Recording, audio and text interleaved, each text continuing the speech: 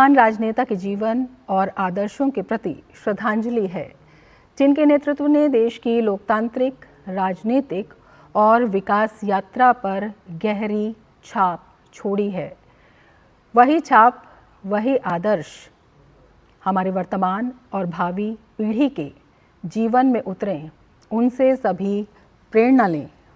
उसी उद्देश्य से ओतप्रोत है प्रेरणा स्थल। पीएम मोदी ने लखनऊ में राष्ट्रीय प्रेरणा स्थल का उद्घाटन किया। 25 दिसंबर के दिन, सुशासन दिवस के दिन लखनऊ में बनकर तैयार है कमल के आकार का पार्क। ये 232 करोड़ की लागत से बनकर तैयार हुआ है। 65 एकड़ में फैला ये पार्क राष्ट्रीय एवं देशभक्ति का प्रतीक माना जाएगा। 25 दिसंबर को प्रधानमंत्री श्री नरेंद्र मोदी जी के द्वारा इस राष्ट्रीय प्रेरणा स्थल का शुभारंभ किया जाएगा। इस पार्क में स्वामी दीनदयाल, अटल बिहारी वाजपेयी और श्याम मुखर्जी। बहनों भाइयों, एक बार जब अटल जी पाकिस्तान के दौरे पर थे, ध्यान से सुनिएगा, जब एक बार वो पाकिस्तान के दौरे पर थे तो एक अविवाहित महिला ने उनसे कहा, उनके भाषण से प्रभावित होकर, आप मुझसे शादी कर लें लेकिन मुंह दिखाई में मुझे कश्मीर दे दें। तो उन्होंने कहा कि मैडम, मैं भी आपसे शादी करने को तैयार हूं, लेकिन दहेज में मुझे पूरा पाकिस्तान दे दें।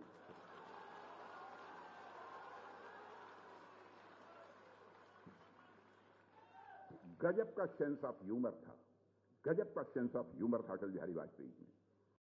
बहनों और भाइयों, आदरणीय प्रधानमंत्री मोदी जी की प्रेरणा से जब हम आत्मनिर्भर और विकसित भारत का वर्तमान स्वरूप देख रहे हैं, तो कहीं न कहीं हम सबके प्रेरणा के रूप में डॉक्टर श्यामा प्रसाद मुखर्जी, पंडित दीनदयाल उपाध्याय और सदैव अटल बिहारी वाजपेयी जी का वह मार्गदर्शन भी एक नई प्रेरणा के रूप में हम सबके सामने रहता है।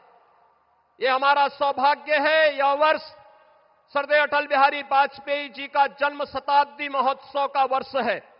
और सरदेव अटल जी कहते थे, अंधेरा छटेगा, सूरज निकलेगा, कमल खिलेगा, तो यह केवल मात्र एक आशा नहीं, बल्कि भारत राष्ट्र के उज्जवल भविष्य को लेकर के उनके अडिग विश्वास, दूरदृष्टि और दृढ़ संकल्प का उद्घोष था।